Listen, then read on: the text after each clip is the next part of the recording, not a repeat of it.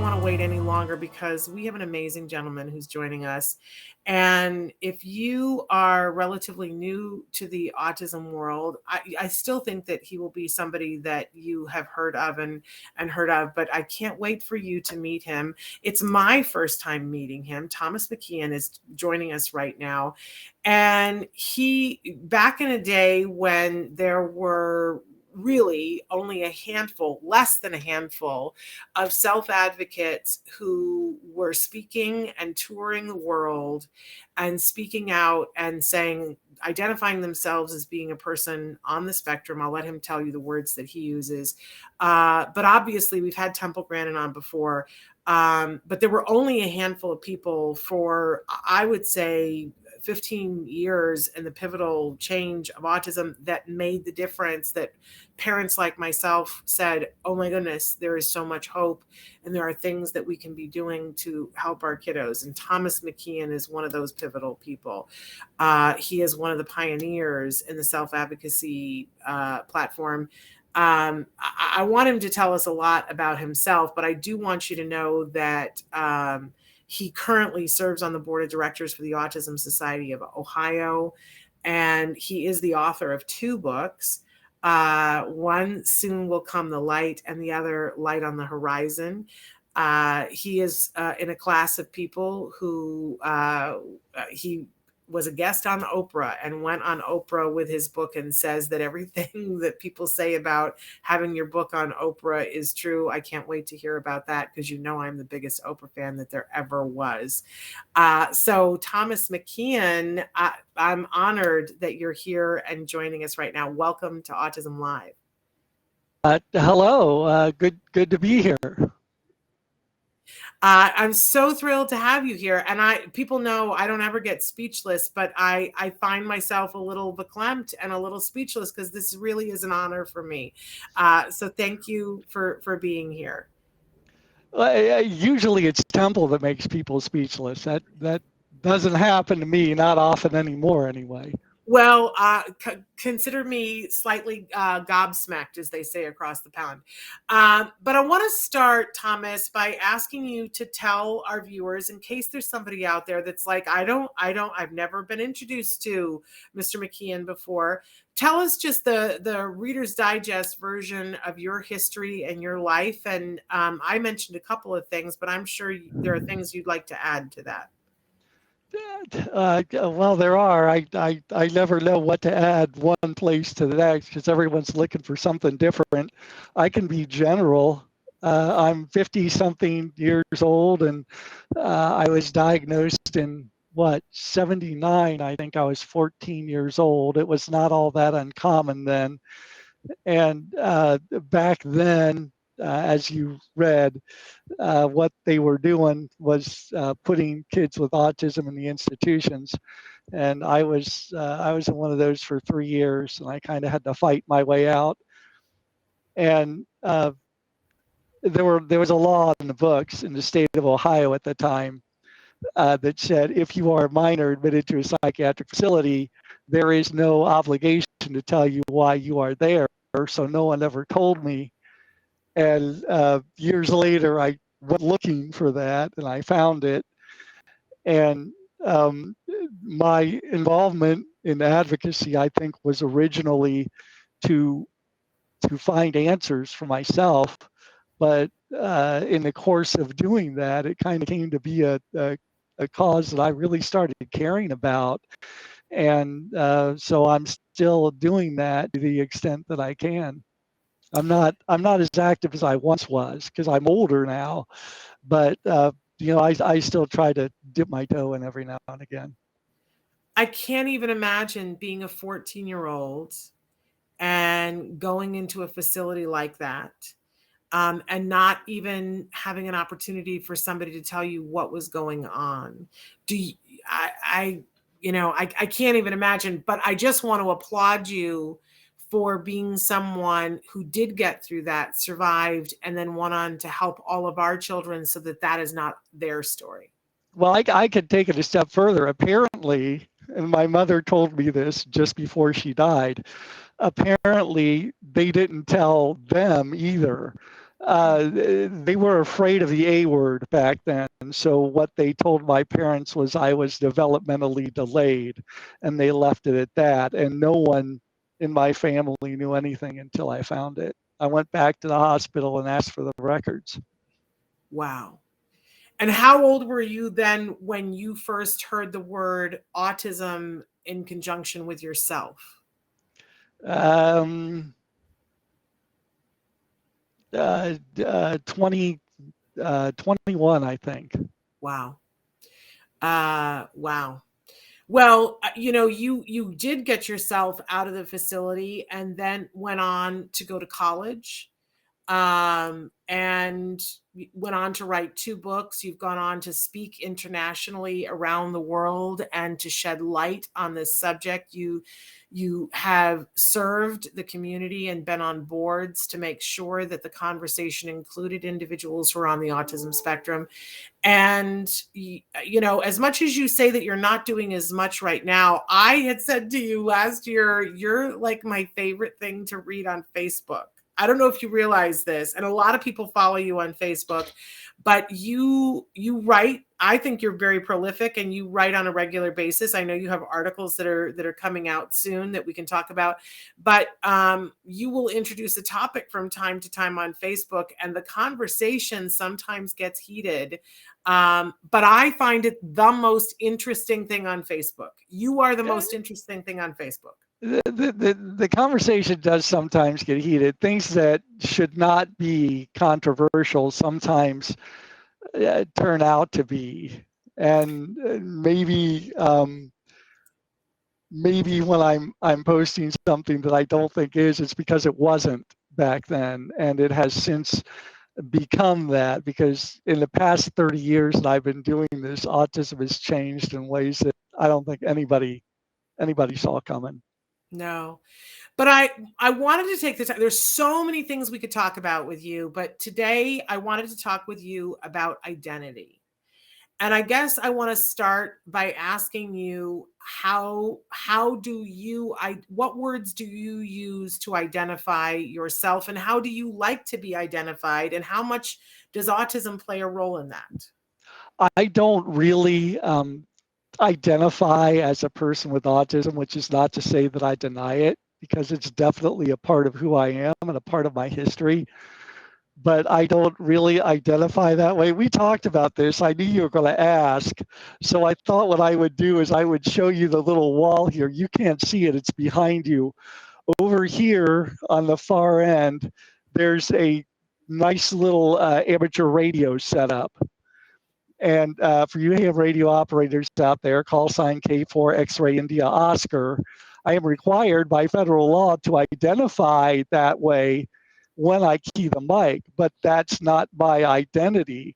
Over here, closer, there's a set of shelves that have DVDs and Blu-rays and 4Ks in them, over 2,000 movies, most of them horrible. I have a thing for the old movies. I think I've got every one of those cheesy black and white rubber monster suit 50 sci-fi disasters ever made. And I do like the movies, but that's not my identity. This computer that I'm talking to you on, right in front of you. Do you hear my phone ringing? No, I don't. I use it's attached to a 55-inch monitor, my television, which is why you see the recliner behind me. And I use it mainly to write, but that's not an identity. Over here, there's a shelf matching this one. It's full of comics and superhero prose. In my 50-some years, I've read literally thousands and thousands of comics. And some people would say that's a wasted life. I don't see it that way, because those stories were a big part of why I was able to do what I did later. But that's not my identity. And finally, over here at the end, there's a really nice acoustic guitar that has traveled the world with me. Some of you tuning in have probably heard me play it, seen me play it. And there's a set of harmonicas, all 12 keys, a couple of those little thingies so you can play both at the same time, and an award for an album I recorded back in 96. That's not an identity. But if you take all of that and put it together, that's a big part of who I am. I don't, the point I'm making here is, long-winded as that is I don't consider myself to be just one thing. I don't ever want to do that, because to me personally, that's kind of shallow and hollow and one-dimensional. I am more than that. I am more than the advocacy. I am more than the music. I'm more than the comics and movies, the radio, the writing. I am all of that and more. And I think that's why you're the most interesting thing on Facebook, because of what you just said, because I think that that's the space that you come from. And I know that this is problematic, that and we just briefly touched on this in our emails back and forth, but there is this thing where there haven't been enough yet advocates that are over the age of 25 that have come forward, that that parents don't still get excited at anything. That I had said to you, the truth is, Thomas, you could come on and tell me what you had for breakfast, and I would hang on every single word of it, because your very existence and your intelligence and the spirit with which you bring to life gives me hope as an autism parent, because I have not seen 3 million adults on the autism spectrum. And so the fact that I've seen, and I probably have seen more than most parents doing this show, but getting to see how you manage your life, and it's so different than how Temple manages her life, but they're examples for me of hope. And yet that's a little bit of a burden, I think, for individuals on the spectrum. It is, and I remember early on when I was doing the conferences, I think I've written about this, on the airplane on my way home, looking out the window, wondering if I was doing the right thing, giving hope to parents, if it would lead to something bad or not good. And it took me a while to figure out that what I was doing was a good thing. And yes, it is a burden, and there is responsibility there, but it's also a good thing to be able to provide. I love it. I love know it. that not everyone is going to be me or Temple or Sean or Donna or Stephen or whoever, but if I can come out of the institution, then your kids have a chance. Yeah, absolutely. Absolutely. So I love that that you don't identify that autism is not one of the words that you label yourself. But I'm going to ask this, and then you tell me if it's inappropriate, because I'm sure people are going to want to know, were there areas as a kid that you struggled with that were hard for you, and are they still hard for you, or have you found a way to overcome the things that were hard then? Last night I listened to a talk you did with Temple about 3 months ago, and she was talking about math, and she was one of you, I think was it you, was it her, one of you was talking about how one of you was mentioning, I think, someone who was in college and they weren't able to finish the course, the degree, because they weren't able to do the math. I think it was Temple. I think she was speaking specifically about algebra. And that would have been me. I don't know if she knew she was talking about me. I am like just a few credits shy of an associate's degree, and I have been for years. I can write circles around anyone, but I cannot do math to save my life. So I don't have the college degree. As it turned out, I didn't need it. I found something to do, but that's not going to apply to everyone. And that was also many years ago, and that the help wasn't available then that there is now too. Yeah. So you struggled with math, but were there why were you put in an institution? Like you don't, I hope that they didn't put you in there just because you weren't good at math. What was their Um, justification? well, no, it was, I think it was a combination of things. One thing, I think mainly it was a diagnosis. And that's kind of what they did back in those days, even as late as the 70s. That's what they did. One of my goals in doing that work and the travels was to try to keep kids out of the institutions. And I've actually had a lot more success with that than I ever thought I would. But and I think another reason was, you know, adolescence is a difficult time, and there's like all of this stuff going on, and this applies to you whether you have autism or not. There's like the hormones and all these changes going on, and you have to kind of navigate your way through it. And I was feeling a little depressed. I think my parents were a little worried about that. Got it. But now, you know, we can never know what it's like to walk in somebody else's shoes. But I mean, you know, I think that you're a beautiful speaker. I think that you're a beautiful writer. Obviously, you're an accomplished musician, and you have, you know, things in your life that you're passionate about, like being on the ham radio. So to me, you know, you're a highly accomplished person leading your best life. We all struggle, though, all of us. We all have areas of struggle.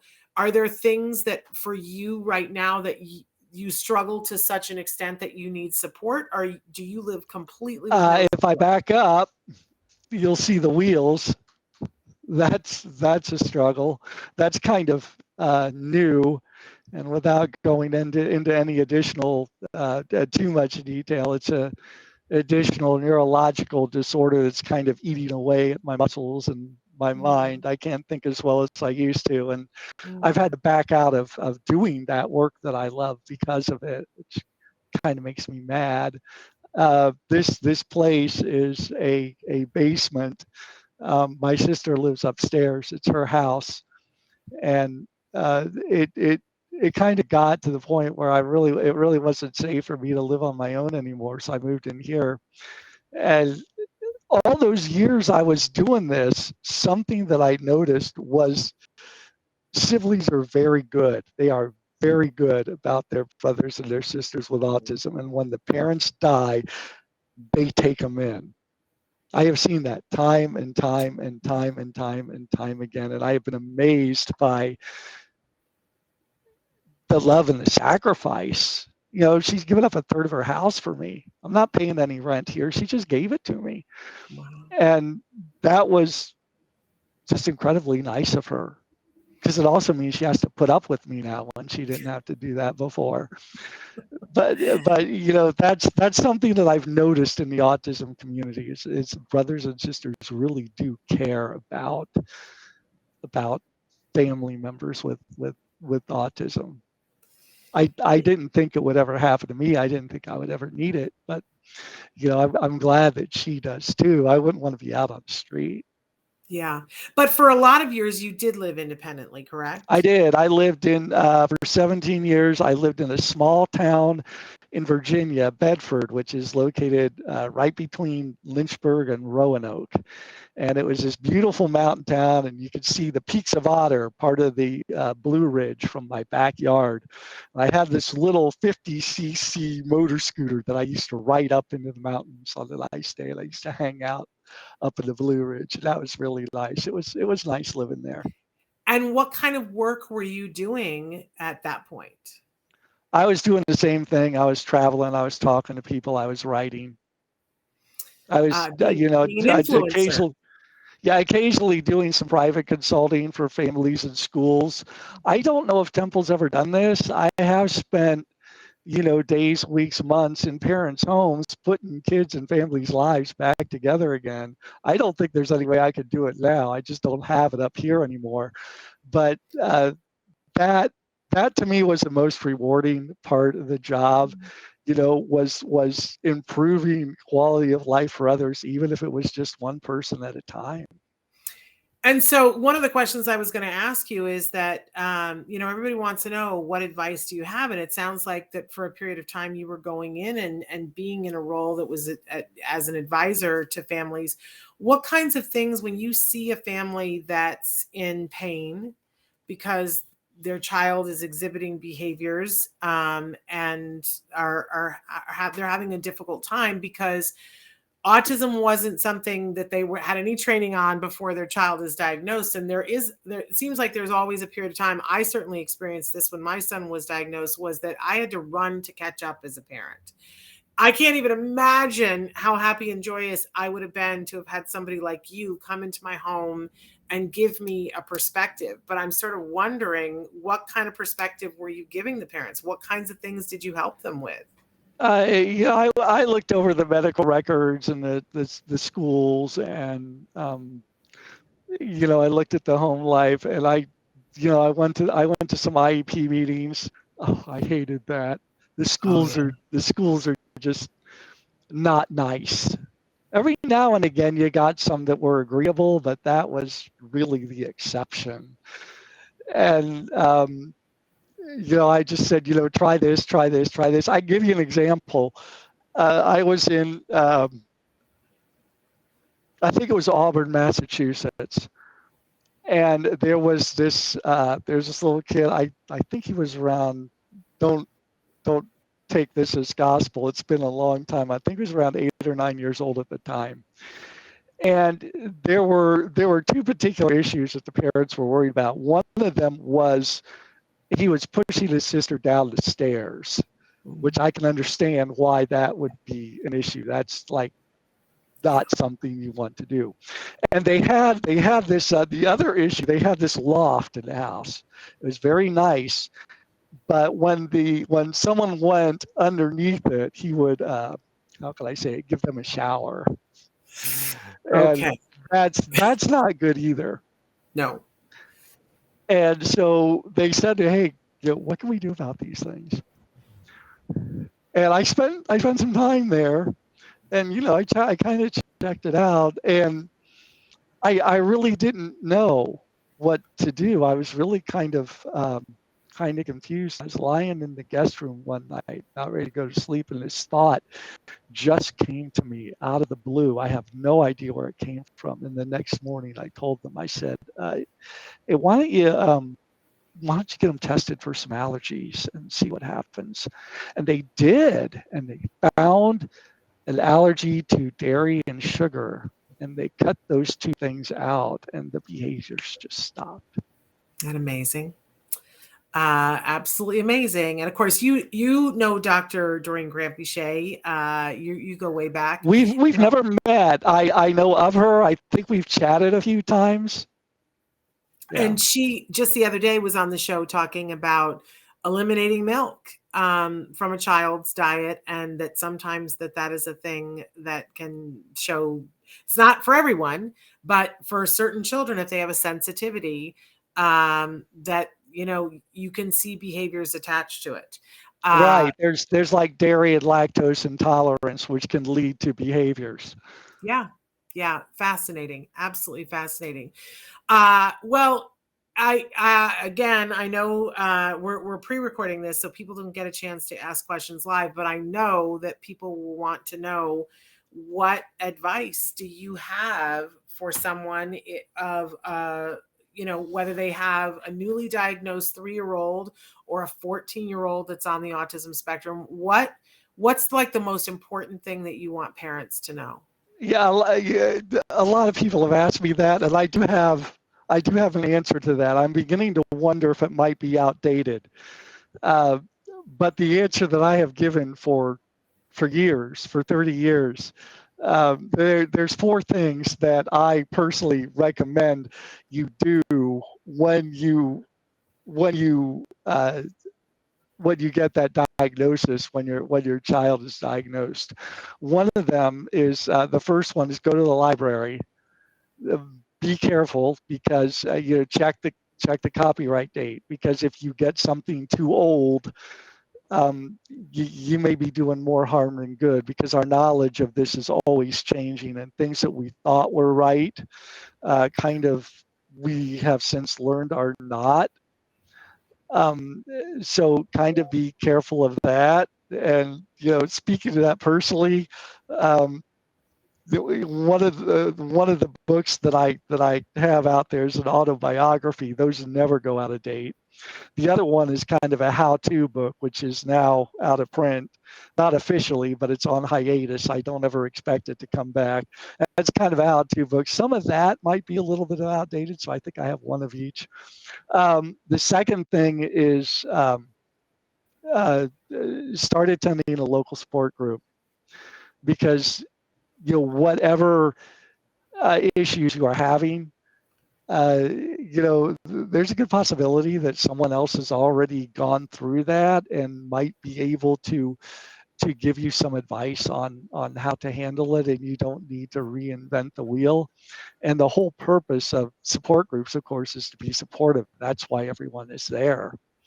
And the third thing along with that, it's very similar, would be to attend conferences. And that's whether I'm there or someone else is, because that's where you're going to get the latest information. And there's a networking benefit that a lot of people don't realize is there, or not even aware of, even when they're doing it. And just interacting with other parents, can sometimes be extremely beneficial. And then the final thing would be to see if you could find an occupational therapist trained and certified in sensory processing disorder to look over and treat your kid. And I've always said, if you do these 4 things, you'll know what to do next. Like I said, that information may be a little bit outdated. I don't know. I think it's still valid. I haven't really thought about it, but that's what I usually tell parents to do. There you go. I don't think it's outdated at all. I think that now, instead of going to the bookstore, people usually go online to look at and order books, which is what I'm going to encourage people to do right now. That I'm assuming the book that you're saying that is still in print is Soon Will Come the Light. Soon Will Come the Light. And you can get it on Amazon right now, you guys. It's available. I have tried, like the Dickens guys, to get Future Horizons to ebook this. For some reason they won't. You can only get it in print form. As long as they have the marketing right, there's not much I can do about that. But if you want to hear a sort of success story, then there it is. And there's a lot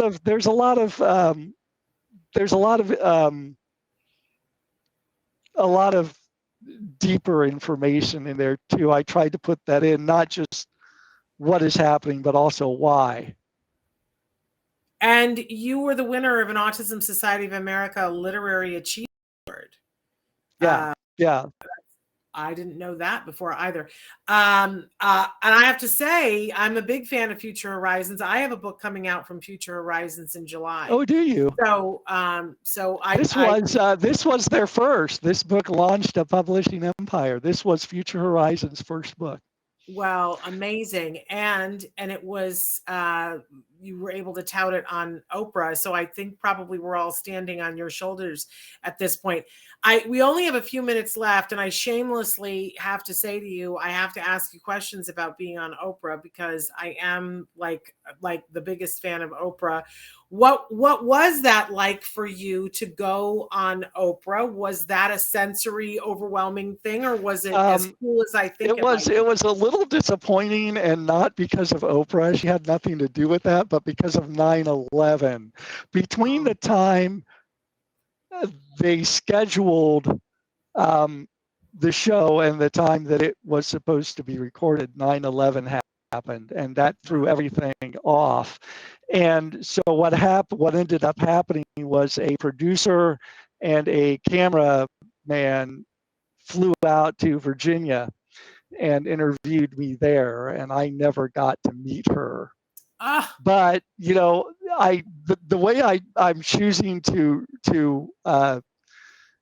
look at that is, if the worst thing that happened to me because of 9/11 is I didn't get to meet Oprah, I still came out ahead of it better than a lot of people did.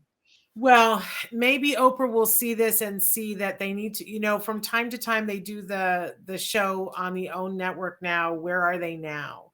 I want to encourage Oprah to catch up with you now and see where you are now, and replay that interview because I I got to be honest with you, I didn't get to see that. I watched Oprah religiously, and I couldn't never understand why I never saw the interview. And because it was right around 9/11, that is why I didn't see it. So, Oprah, if you're watching, and let's face it, she's not, but somebody who knows Oprah, please get her to watch it, right?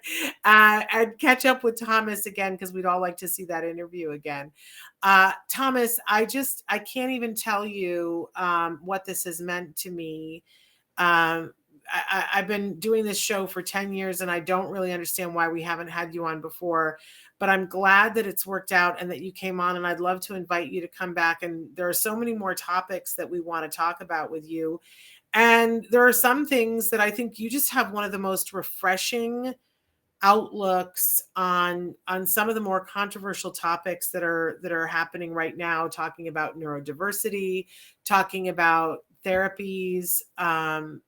I find your point of view to be so enlightening Well, and valid and important. guys out there listening, I guess if you want, you could click follow on the page. Um, can they see that little Thomas A. McKean down there at the They bottom? absolutely can, and we can tell them where to follow you. Tell us all your social media, and we'll tell them to follow Just you. one, because I tried doing more than one and it just got too complicated. So I'm in one place only, and that would be Facebook. Thomas A. McKean, all one word, no period after the A. So it would be facebook.com, Thomas A. McKean, or you could do a search for Thomas A. McKean, and I should turn up. So if you want to click follow, guys, if you want to follow me, you're welcome to. Shannon's right. I do post about these things, and I really enjoy hearing the various views and the various perceptions and comments on it. It's not everyone feels the same about everything. And, for me, that's really kind of okay because there's so much about this that we just don't know. And I can't prove or guarantee that I'm right. And I could be wrong, and someone that I don't agree with may be right because we just don't know. My guess is a little educated, but it's still just a guess on a lot of these things. So we talk about the topics there. There's a lot of other parents and people with autism on the page too who kind of chime in from time to time. So guys, if you want to follow me, you're welcome to do that. And I love it's very respectful discussion, but you're right. It's like everybody's opinion shows up and flourishes, and nobody is put down for their opinion. But I think that you always have this voice of reason that bubbles up and over all of it and makes me happy and thrilled. I always learn something. The other thing that you do is you give little mini history lessons because Well, there are yeah, because I was there. yeah, but there are things that when 9/11 happened, I was not the parent of a child on the autism spectrum. So even if I had seen your Oprah interview, I don't think it would have impacted me like it would now because I would have been like, well, isn't that interesting? But it wouldn't have been personal to me. And, so there were things that happened among different autism organizations that I'm unaware of. And you will shed light on it. And I go, oh, well, that makes sense. That's how that happened. Right. Oh, isn't that interesting? Yeah. Um, I've that talked about things like that. I've talked about things like the creation of the puzzle piece and Autism Awareness Month because I was a part of both of those. And I think that as far as posting those things and having that point of view that you're talking about, one of the things that I think is required to be a good advocate is to be able to see this from all different points of view. Ruth Sullivan walked up to me once and she told me she accused me of not having theory of mind. Ooh. Now I'm thinking I may have said or done something in the ASA boardroom that kind of made her think that way because she was there.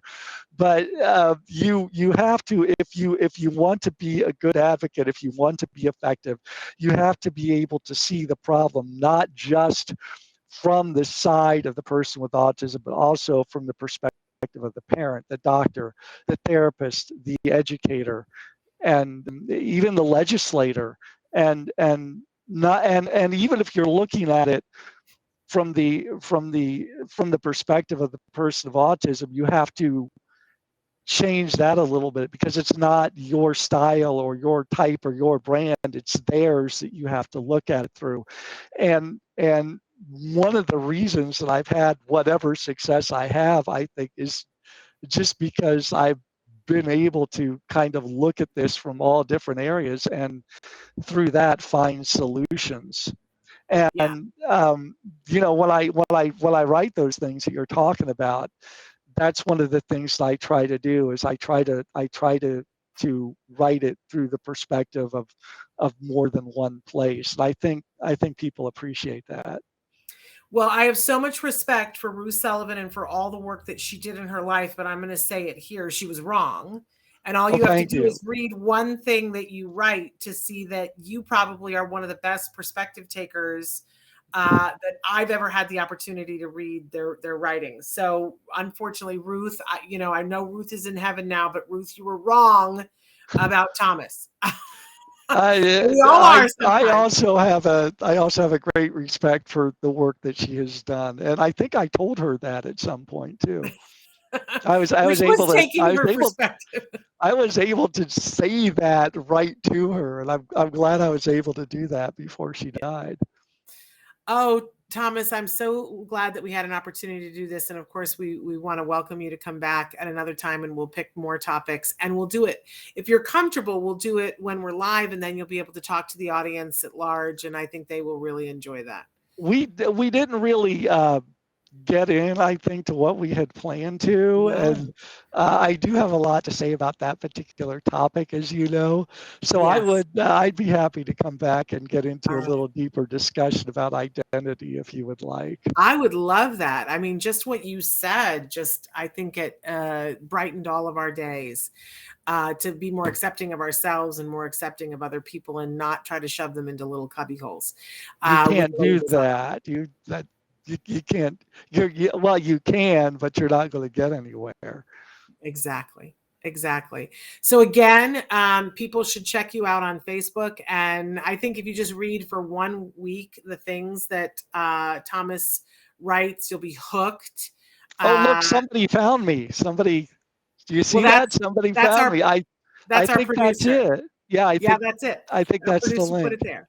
So now you guys know how to get there, and we'll look forward to having Thomas. And I will send you any questions that they send in as well, Thomas. So if you have something you want to ask Thomas, go ahead, send it in, and I'll send it over to him. But we are out of time, unfortunately. But I thank you so much for taking the time to be with us. Well, it was a pleasure to be here. Wonderful. I hope that everybody has a wonderful Martin Luther King Day. And we are back tomorrow with Ask Dr. Doreen. Dr. Doreen Granpeesheh will be here tomorrow to answer your questions live on the show. Until then, give your kiddos a hug from me and one for you too. Bye-bye for now.